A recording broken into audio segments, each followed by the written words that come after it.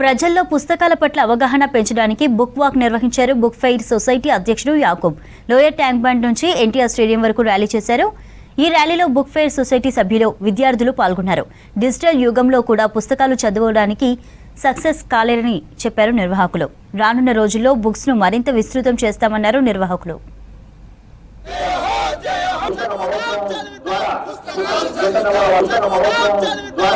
350కి పైగా స్టాల్స్తో నిన్నటి వరకు కొన్ని లక్షల మంది వచ్చి పుస్తకాలని వీక్షించడం, కొనడం ఇవన్నీ చేస్తూ ఉన్నారు. అనేకమైనటువంటి సాహిత్య కార్యక్రమాలు జరుగుతూ ఉన్నాయి, పుస్తకావిష్కరణలు జరుగుతున్నాయి.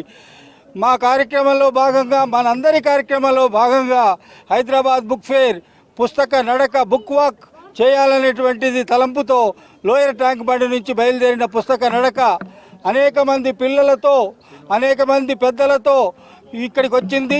పుస్తకం యొక్క ప్రాధాన్యత ఇంకా ఇంకా పెరగాలనేటువంటిది హైదరాబాద్ బుక్ ఫెయిర్ యొక్క సంకల్పం. అనేక స్కూళ్ళ నుంచి అనేక మంది కవులు, రచయితలు, స్కూళ్ళ నుంచి పిల్లలు వచ్చారు. అట్లానే అనేక మంది కవులు, రచయితలు, సాహితీవేత్తలు ఈ పుస్తకాల నడకలో పాల్గొన్నారు. హైదరాబాద్ బుక్ ఫెయిర్ తన కార్యక్రమాలు మునుముందుకు సాగించడానికి కావలసిన ఉత్సాహాన్ని హైదరాబాద్ బుక్ ఫెయిర్ వర్ధిల్లాలి.